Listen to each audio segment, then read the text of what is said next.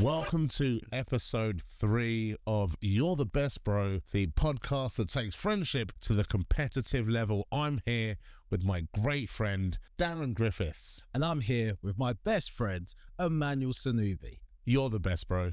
No, you're the best. No, dude. No, you're the best, bro. No. Only the best friend would put his best bro in front of himself to be you're the best. You're the best. I never knew how competitive.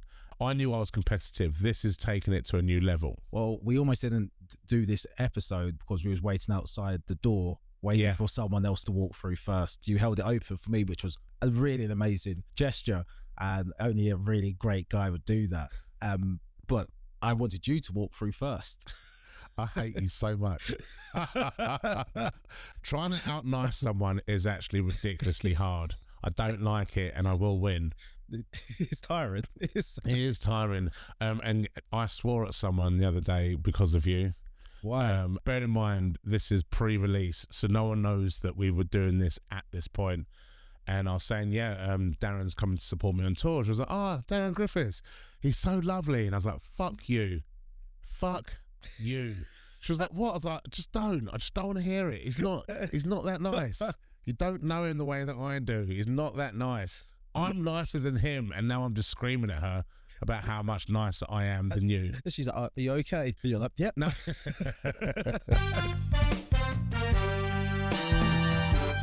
So before we go any further, let's address the elephant on the podcast, and that is the name change.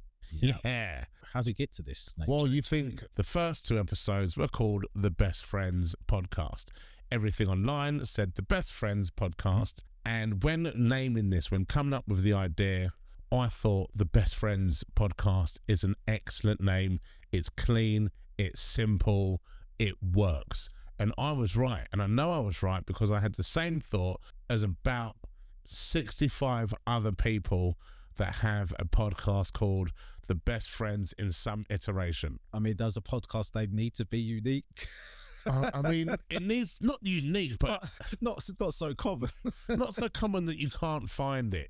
That was the problem, because when I searched for it, I couldn't find it. And if you can't find your own podcast, then there's too many podcasts with that name. Fair. And it was ridiculous. So yeah, we've gone from the Best Friends Podcast to You're the Best Bro, because do you know why? You're the best, bro. No, you're the best. How many other podcasts are there with the name You're the Best? I reckon there's definitely some other competitive people that are saying the same shit to their friends. Hey, you're the best. Listen, I'm sure they're wonderful podcasts, and I wish them all the best. No, you don't. Yes, I do. Mate, he doesn't. He's a liar. You can't believe what he says. I said it out loud, therefore I meant it. There are so many podcasts called The Best Friends. So the name change has happened, and here we are, back again for episode 3. I was going to just go with it and hope no one noticed, but someone will. Someone always notices. Yeah, exactly. So, hey, we're here now. Remember the other week we spoke about different types of friends, primary school friends? Yes. On the way here, I've just seen something awesome that has just taken me back to being that primary school age. Oh, wow. Parked up at the venue as we're walking up. I don't know if you saw them. There was a little pub garden and there was a group of kids. They couldn't have been any older than about 8. As I got out of the car, I just heard someone shout, "Boobies!" I know exactly what's happened there. And then I turned round, and as I turned round, they've just ducked under the wall. And it was like, you know what they were going through? Someone say a rude word, go and do a swear, and none of them know any real swears. Mm-hmm. So they've just screamed out that. And that kid who shouted out is a legend amongst friends. He's the leader of that pack now. Yeah. And you just looked at them and I thought, that is the making of a good group of little best friends.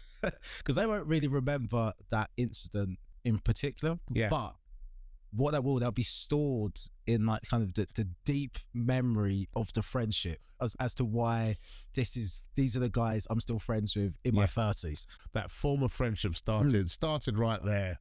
Yeah, so I'm currently going through that now. My daughter's just started primary school. Right. And she's got friends from nursery, but my wife's going, but she's actually going to make friends here. Yeah. In this time she's at this school. We have no idea who those friends are at the moment. We haven't heard any names be repeated yet. But yeah, there's going to be someone who's going to make friends here, and they're going to be around our house, and we're going to have to kind of know their parents because she's going to like organically make a friend. I'm hating that because my kids are slightly older, so they've got friends that do come round. And not only do I not want any new friends of my own, I don't even want their friends. I now get it. Do you know when you were a kid and your parents were like, oh, are they coming around again? Yeah. I fully get it because I don't want these little bastards in my house. Yeah, exactly. Because not all of them. Like when you go see the school run and you see a kid come out with another child and you're like, why have you got to play with that one? I haven't judged any children, but I've judged the parents to the point that, so my wife went to an open evening and she said, oh, there's this group of mums, don't like them. And I didn't know who they were. Every school, I'm very aware that this is a horrible thing to say. However, every school has a set of scummy mummies. And the moment I said it, you pictured who I'm talking about at your school. Right. Everyone who sees this has kids at school, you know that you've got some scummy mummies. So without I wasn't at the open event. I've dropped my daughter off at school and I just saw this group of mums just being them. And I was like, I wonder if that's them, because it feels like it's them just from the description. And then my wife and I went to school together. She goes, yeah, that is them. So we confirmed. And then they did something else the other day. They pushed, you have to queue up to drop the kids off. Yeah. And they pushed in. And so the queue's long. So how did they push in? Because I've seen some parents do it slyly where they go, oh, there's my friend that's holding my spot for me. It was just flagrant. It was just, I'm just joining. I'm joining sideways. And it was single file. Now, I understand if it's a mess, join the mess. If you're a bit further back, I don't mind people cutting in because we're all far in the queue. But when I'm like third in the queue and there's two people in front of me and you join as one of the first two, yeah, you're taking the piss. And in my head, I was like, right, what I'm now going to do is make note of when the teacher shouts out the kids' names. So I'm going to make notes of those names. So then when my daughter goes, I've been playing with X, I'm like, yeah, oh, don't. She's not our kind of people, darling. Yeah. She's not our kind of people. I've been looking out for my neighbour. Oh, yeah. Yeah, I've been looking out for my neighbour all week. Which door? Is it to the left or right? To the left of my house. I looked when I left, but I looked both doors. So the one to the right didn't, the one to the left did. Yeah, so, well, we kind of share a driveway, don't we? Yeah. So I've been looking, and when their car, especially when their car's in, but now I've overthought this. I'm like, why haven't they knocked on my door with a gift to say thank you? They've not said anything. And now that I've seen the Ring doorbell, I'm like, you must have seen what I did. You know who did it. Or did you not care? I've really overthought this. Like, too much, in fact. No, I don't think you have. I don't think you have. I feel like something should have been said. But then does it become too much time passes and then... I'll never forget this. You won't. No. You won't. And rightly so. No. But hey, mate. Unless, again, he is taking credit. Like the logical thing is they've just had a baby. They're very, very busy. They might have not forgotten or just do you know what we didn't even touch on? They could have assumed that the other person did it and said nothing. Yeah. But in my mind, I'm not thinking that. Someone's either stolen my credit. Either way, I've not had any flowers. That's true. So what are you going to do the next bin collection? Should their bins be if their the back of the drive? Right. Annoyingly, if their bins haven't been taken out, I will move them because that is the neighbourly thing to do. Right. A lot of the actions I take, I think, so do you know with laughing at yourself? When I laugh at other people, yeah, my justification for laughing at someone else is, would I laugh if that happened to me? Right. That's how I'm like, if I was to see someone fall over in that way, like that I just fell over, would I find it funny? Yes, I'm not going to be annoyed about it. Would you find it funny in that moment or eventually? If it's the first time it happened, no, probably not. But then it would take me a second to go, dude, you'd laugh at that as well. Objectively, that was funny. That was funny. Yeah. So now, that has now spread into my justification for doing things. Right. Would I like it if someone did this for me? Sure. So that's if I do see that bin there, I will probably move it. I nearly did a really nice thing for you this week. Oh. And it gave me a talking point because I realised, I was like, we need to discuss this as what would you do in this scenario as a friend.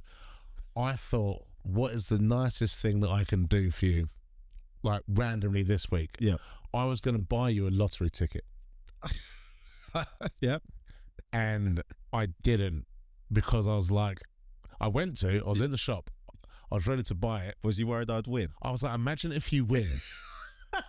Because this plays out in a couple scenarios now. Let's say I buy you, well, I'm buying the ticket, hoping that you don't win, but you now know that I wanted to change your life for the better. Mm-hmm. That is a massive friend point. However, if you were to imagine winning a sizable amount.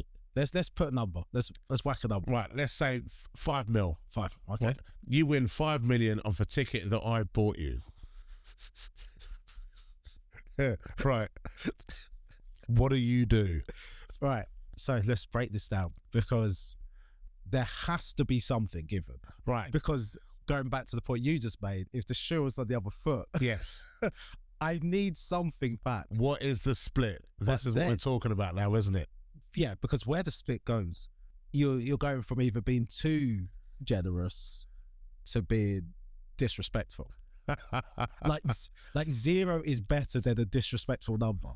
Oh, I'd rather you give me nothing than $1,000. Like, you give me $1,000, I'm burning your car. I bet you can buy another one, and I'm going to burn the next one as well. Because really, you didn't have that money before. No. You didn't have that money before. So you can't be greedy about it. But there is a certain amount that is like, it's no longer 5 million now. It is a difficult one. Say you bought me a ticket and I won 5 mil, and I'm like, dude, here's $1 million. That's still £1 million. Yeah. But you'd be like, 1 million out of 5 is a nice amount. I think 1.5 is the number. When you talk about Euro million jackpots, if you want like different. 50 mil, it's like, if you want 50 mil and you gave me $1 million, no. I'd go, I reckon, so 5 million, I'd say, if you gave me a ticket that I won 5 million on, I'll give you 1.5, and then I'm keeping 3.5. And I think that ratio would work on any scale. I see. That's what I'd like to say on paper. But if I had the money in the account, that's going to be a little bit... That's the thing. Because that's what, when you go there, you do all your details and they send the money over and 5 million appears in your account, and now you have to text me. Yeah. Go, what's your bank details, mate? That's going to be tough. Because then you're there trying to send... Oh, God, yeah. You'd have to just do it. You would have to just do it. There's certain times especially in adult life, where you got to pay a chunk of money out that you know you have to pay, but you don't want to pay because it's a chunk of money. Like when I've got to spend that much money on my tax return, and you pay it in one hit, and you're like, exactly that. You just sat there, click a button. I've just spent thousands, and I've got nothing to show for it. Yeah. I won't want to give you that 1.5. 30%. I think 30% probably, I think you may. It's not the question of right. I'd say it's the ethically moral thing to do. So if you won 50 million, so you said if Rachel stayed to say. It's much worse now. You've won 50 million, you're going to give me 15 million pounds.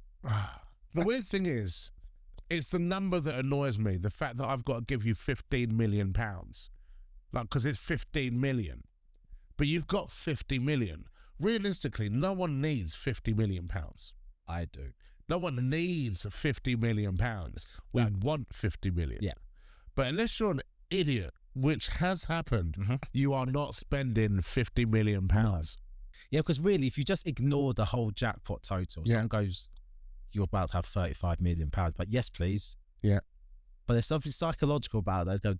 Or 50 and you have to give 15 to someone else. If you were to win Euro millions money, that 50 mil, would you tell your friends? I wouldn't tell my friends. None of them. But my behaviour would tell them something has dramatically changed in my life. Oh my God. Where they go, hey, is Darran in Dubai? I created a lie that I would tell my friends. Oh, what's that? Not all of them. I'd have close friends that I would tell. By telling them, does that mean they also get money? See, this is the other question. Because when I'm in the conversation, someone tell me, I won the lottery, mate. I'm like, yeah? Well, I looked into it because I thought, what would be quite a nice thing to do? If I won that sort of money, I'm not going to just hand out all of the money. No. But I'd go, right, all of you, you're all mortgage free now. That's the biggest thing you can do. Gestures, like I would do stuff like that. All of you are now mortgage free. Make sure you've got the easiest life possible moving forward. But for most people, I came up with a lie that I would tell them I won money, but make up a much lower amount that would suit the lifestyle that I now lead. So I'd go, I won 4 million and I paid off my house and I got my new car. Everything else, I would just carry on and blame the comedy. Yeah, because people don't know how much people earn from things. So you can do that. But what about when you've got a gold suit? Solid gold thread. And I've always said as well, what would happen is my comedy would change dramatically. Oh, dude, my comedy's changed now. I got the train from London to Manchester to do a show at the BBC, and they got me a first class ticket. I've never gone first class anything before. Oh, and even just the first class ticket between London to Manchester, I changed. 2-hour trip. 2-hour trip. When I got on, I was that little street urchin sat in the corner of first class. I bought my own drinks because I didn't know. They looked at me like I was scum. And they're going, well, can we get you a drink? And I'm there going, no, sir. No, thank you, sir. I'm okay. Please just leave. I'll be fine here. By the end of that journey, I was like, can I get another bacon sandwich, please? And he even said, sorry, we've run out of bacon. I was like, well, I'm sorry. I thought this was first class. You acclimatise very quickly, right? Yeah. I've got a bit that you'll see later on about I hate the person I become and I go on holiday and it's all inclusive. Oh, yes. And I think that's the same. I think I've been on first class on the train once. I didn't pay for it. It was previous employer. And similar to you, I was sat there and a mate who's done it before goes, can I have like a gin and tonic, please? And I was like, why are you drinking? Like, how much is that going to cost? And they just came back with the gin and tonic. I was like, wait, so when are you going to pay for that? It's like, no, it's part of it. So you can get on this one, you can get an alcoholic drink because it's past a certain time. I'm like, oh, can I have can I have all your gin? I don't just give me a bottle of gin now. You might as well. It's mad how quickly you change. And so, do you know, I've never gone business class on a plane.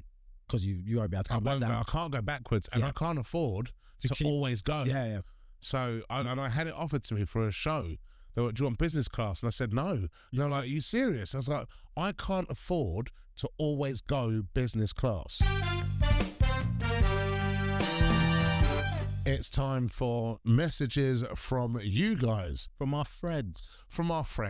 Yeah. We asked you to message in with your stories of the best, worst friend you've ever had, and you did not disappoint. The first one, we've titled this, The Birthday Hijacker. It's my birthday. I booked a pub, got everyone together, balloons, cake, the lot. In the middle of the night, my best mate gets everyone's attention, clinks his glass, and I'm thinking, oh, wow, he's going to make a nice speech about me. No, he proposes to his girlfriend on my birthday in my pub using the DJ's microphone. The look on your face says that's a bad friend. Yeah, and I'm thinking as the fiance as well, like you can clearly see, and maybe she can't clearly see it because now she's been proposed to. You're looking at this guy and he hasn't planned this, but then maybe you, as you're too locked in on the proposal, so you haven't realised, maybe when you take a step back, you go, wait, he didn't plan this at all. Well, she probably thinks he planned this with his mate. Yeah, of course. Because that would be the thing to do. I've been to weddings where people have proposed at someone else's wedding, and I think that's fucked up. That's ballsy. That's really ballsy. This is bad. Like, that's someone else's night, and you properly hijacked the night. Yeah, like to propose, if you are proposing at someone else's event, they have to be in on the proposal. Yeah. You can't spring that. Because I've seen some amazing videos. of proposals at weddings where like the bride's gone to throw the bouquet and then she's like done like a dummy throw and then just turned around. She hands it to a woman and then she's like, what? And then she turns around and her boyfriend's on one knee. I was like, that's lovely coordination. Guys. It's lovely coordination, but it's not your day. No, but clearly the bride is in on that. I don't care. If I'm at that wedding, I'm booing. Boo! just punt the bouquet. Yeah, I'm not. I'll be like, throw it properly. She's cheated. Not only she hijacked someone's day, you cheated the game. Because now, what about all the other people that might want to catch it? I'm booing in that crowd. Even with the birthday one, like in the pub, if your friend did that to you, I'm going to start saying shit. My birthday, yeah. I need to put myself in a position I didn't know. I know what I would do because I've done it before and it's my go-to move. I want to pretend, I'm trying to say I'm not proud of this, but I am. Right. This is. I think this is the worst part. My go-to move is the Spartan kick from 300. And I'm talking the moment he's down on one knee, as he says, will you marry me? In that moment that she always takes for the awkward build-up, for the tension, that's when he's getting Spartan kicked. I hear that. Or just to kick the ring out of his hand. You're now splitting the bill because this is now your engagement party. You owe me money. Yeah. This is, speak to him. When the DJ comes to get paid, you're like... If you could somehow swap his card with yours that's behind the bar.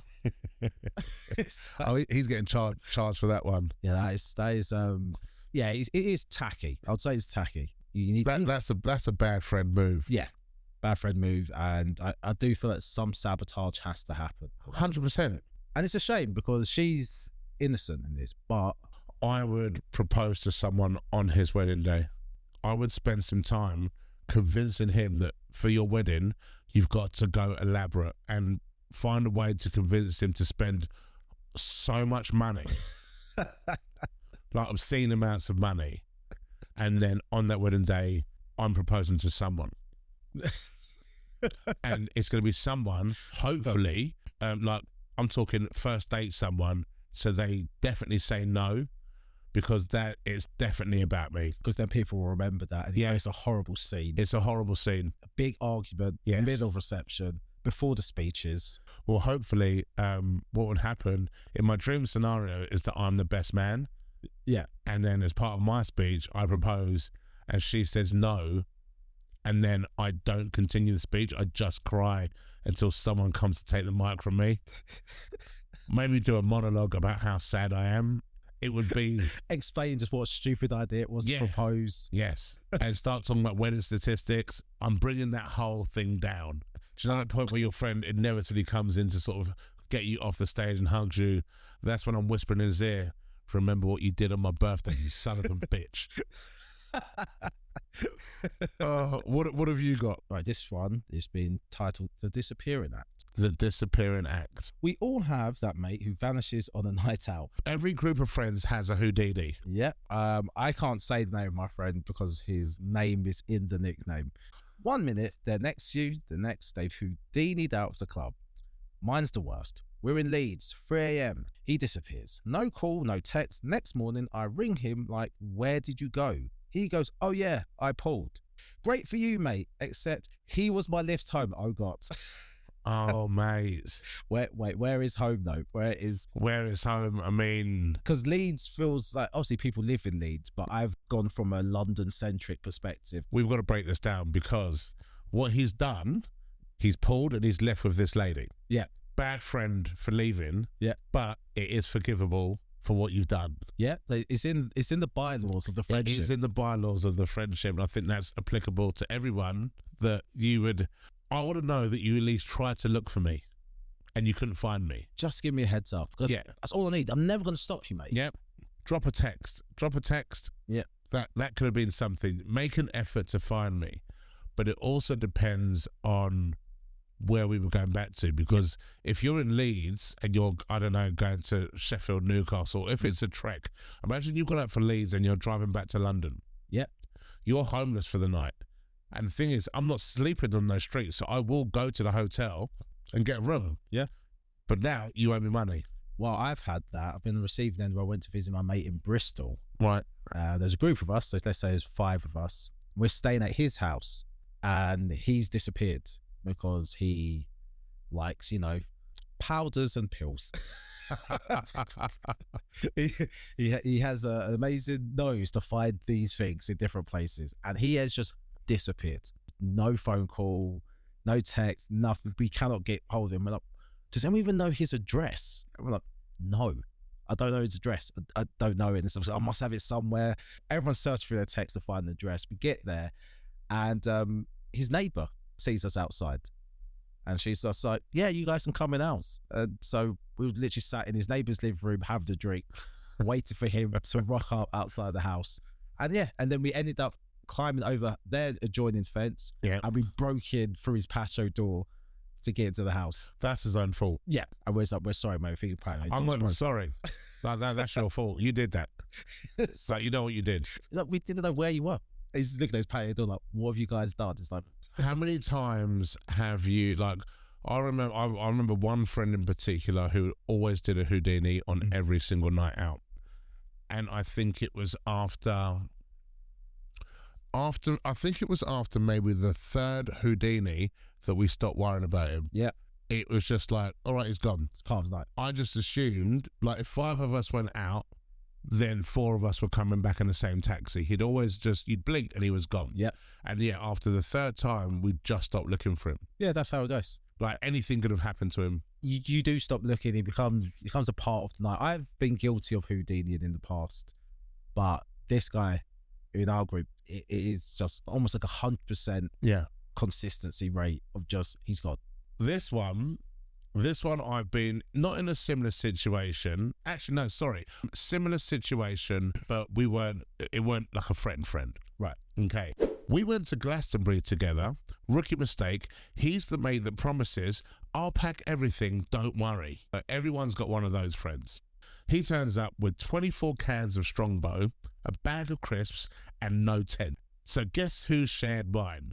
3 nights of him rolling onto me, nicking my sleeping bag, and snoring like a tractor in low gear. By day 2, I was praying for rain to wash him away. On the last night, he lost his wristband and tried to sneak back dressed as a steward, ended up in security for 2 hours. Right.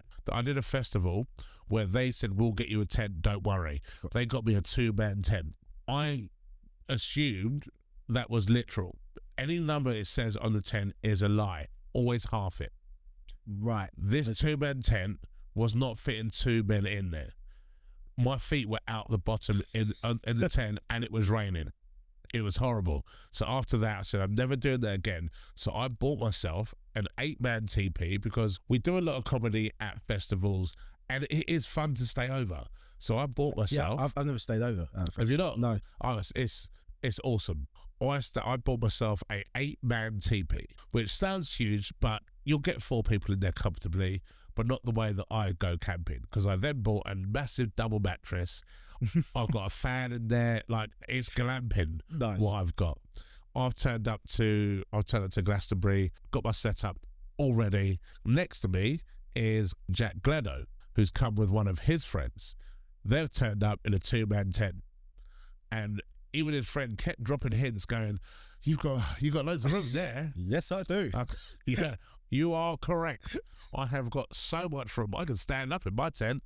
I'm like, oh, you could probably share that. I could. I'm not gonna. Wait, can I ask a quick question about size? Could their tent fit inside your tent? Easily. I could put 2 of their tents inside my tent. And literally in the morning, there was one morning I woke up because they camped next to mine, and I came out of my tent and one of them was sleeping on the ground in the middle of the 2 tents because he couldn't fit in that. I wouldn't even say you're a bad guy, because you took the time to get a tent that maximised your comfort. Yes. You had 2 brains involved with your tent. Yeah. And none of you decided to work out whether this tent was big enough. If you turned up to that festival, you turn up to Glastonbury and your mate turns up with just beer and no tent, I'll be honest, you're sleeping outside, dude. And just to make the point more, I wouldn't drink any of the beer. just to really make it. I haven't taken anything of yours. Yeah. You're not taking anything of mine. There is not. I don't know. I could share with him for that. No, because that's just so stupid. Why have you not got a tent? We're at Glastonbury. I don't think I love any music or artist that much to sleep in this squalor. Yeah, because I'm trying to think what stage of my life. Because there was times I had opportunities. My mates went to like different festivals. Yeah. I was like, oh, it was so fun. It was camping, and they were showing me pictures. I'm like, doesn't look like fun. No. I need space and the clean things. Yeah. So when you do like artist camping, there's like readily available showers, there's catering. So I've been deluded all this time thinking, well, this is what everyone gets. Camping's nice. Camping's lovely. Just go to the bar if you want to drink. And then to go outside, I was like, this is not for me. So, and if I'm not performing, you won't see me at that festival. No, I've only gone to festivals as an artist as well, and yeah, it's just a different perspective too. I didn't like walking around Glastonbury is pretty awesome. It's massive. I've been 4 times and I've still not seen everything. Nice. It's huge, but the camping situation, that part, I definitely couldn't do that part. Yeah, because just when I see how many people by the main stage by the end of the night, I'm just like, granted, not everyone is staying at Glastonbury, but if just half of those number of these people stayed, I was like, that is a lot. Out of the norm, what nice things have you done this week? Yeah, what nice things have I done this week? I mean, I reintroduced Supermalt to your life. I'm furious about that. I'm really, really annoyed at that, and I'm going to have one in a minute.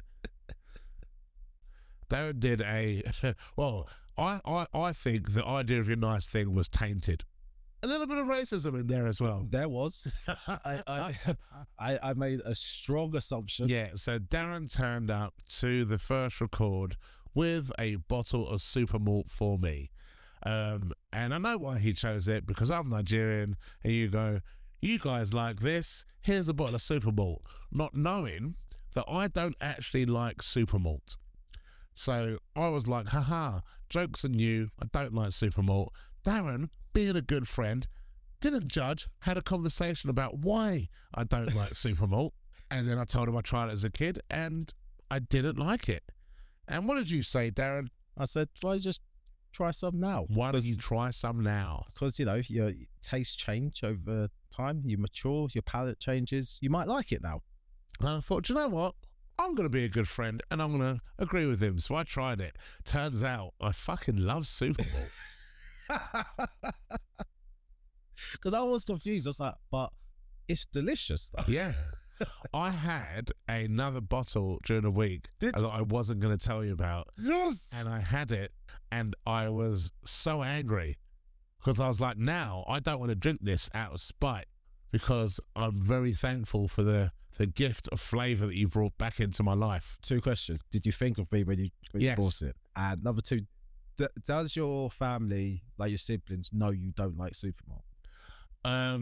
No. Okay. No. My mum drinks it. It was always in the fridge. My mum would drink it. I was hoping that your family know you don't like it. And now they've got because then they'll see you drink it. Like, Emmanuel, how come you're drinking Supermalt? You don't like Supermalt. And you have to go, well, my mate, Darren, convinced me to try new things. And I listened and turns out I like Supermalt. But it's not really a nice thing because you did a nice thing for bad reasons. No, I bought you Supermalt because I thought you would like it. No, you bought me Supermalt because you thought all Nigerians like Supermalt. Yeah, but I thought you'd like it.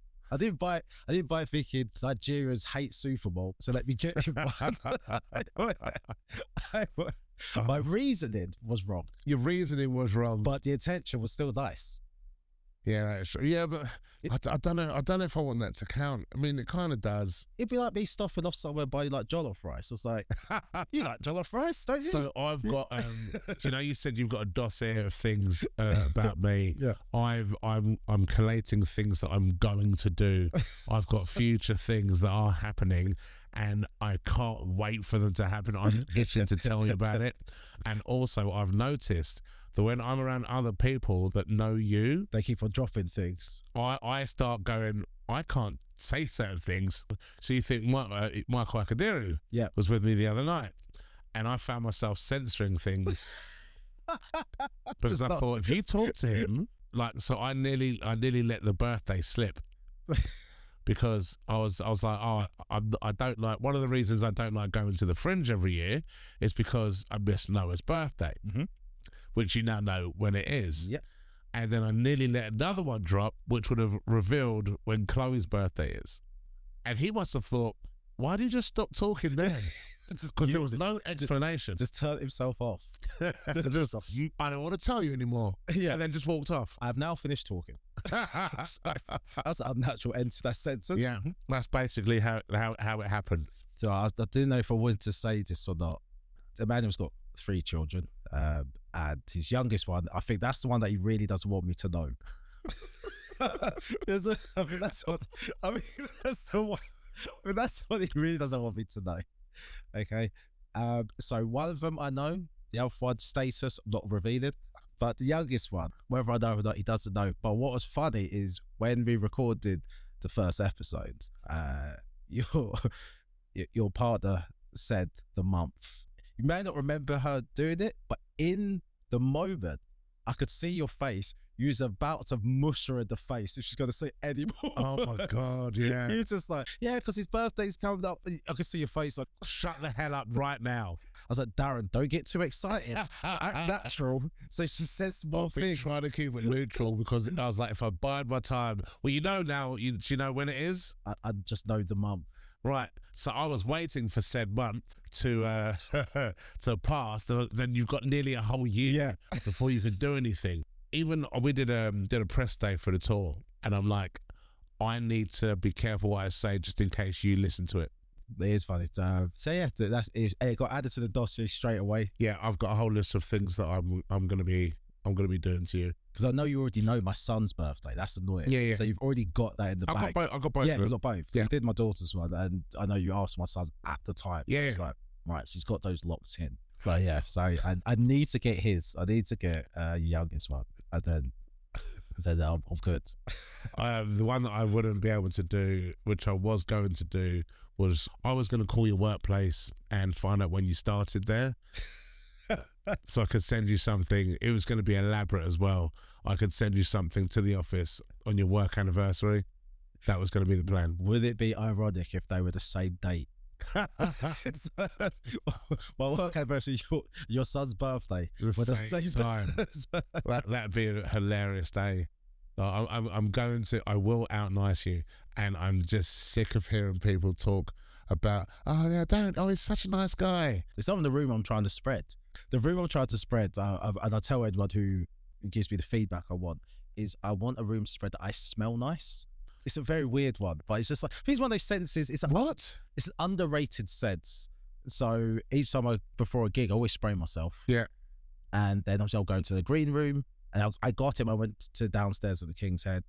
I hugged Georgina, who runs the show, and she went, "Oh my word, you smell gorgeous." And I was like, oh, thanks. I was like, tell people. Tell everyone. Tell people though. Just tell people I smell nice. Do you know the comedian Daisy Earle? Yes. So she started a rumor about me that I'm really nice, but I'm also really shy.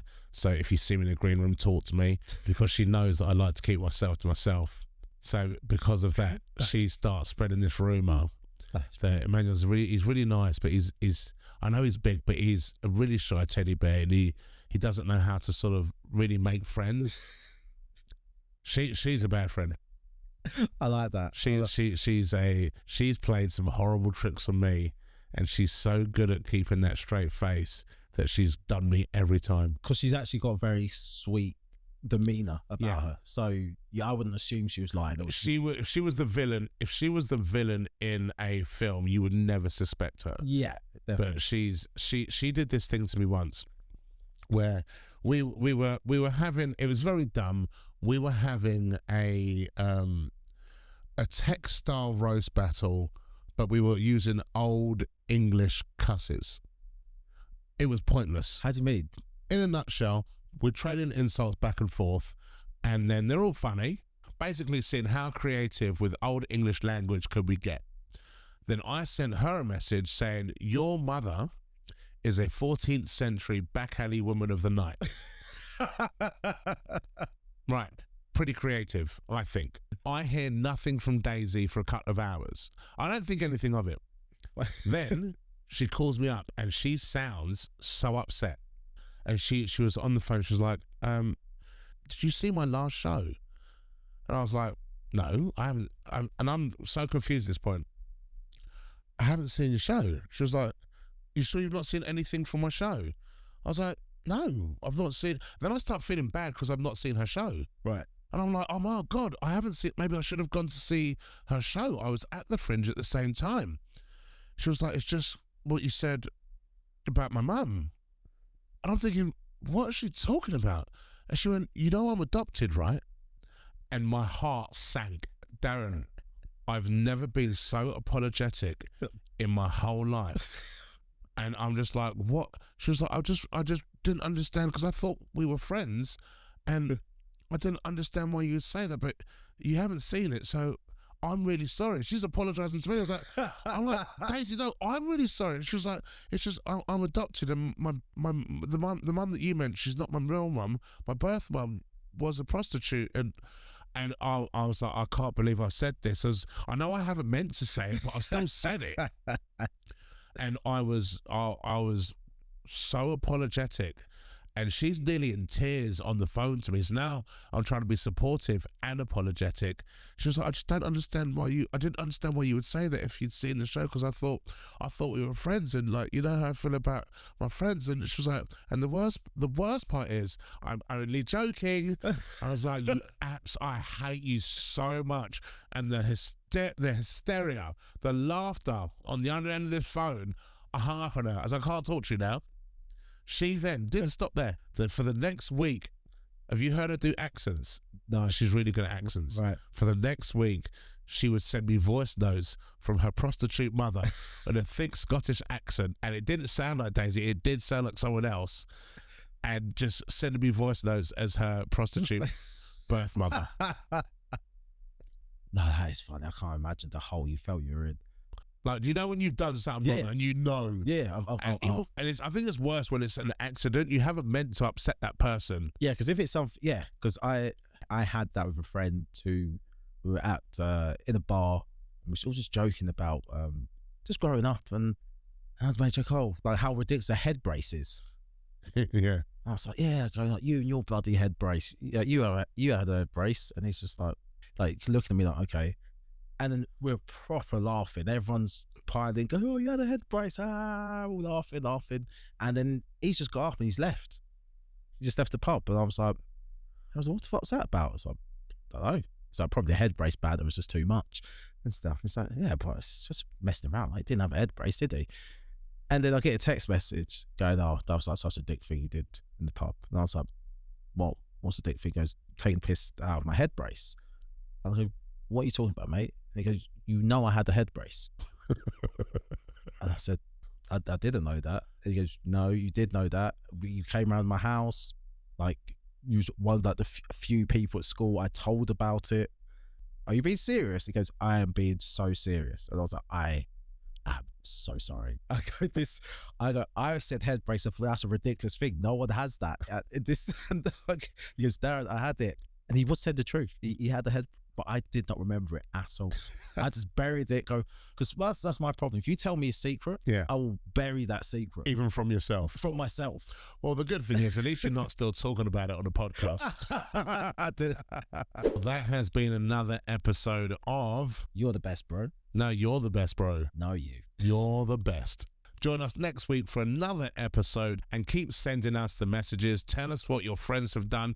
Tell us the things that you've done as well. Like and subscribe. Tell all your friends. Keep sharing. Keep following. And we will see you next week.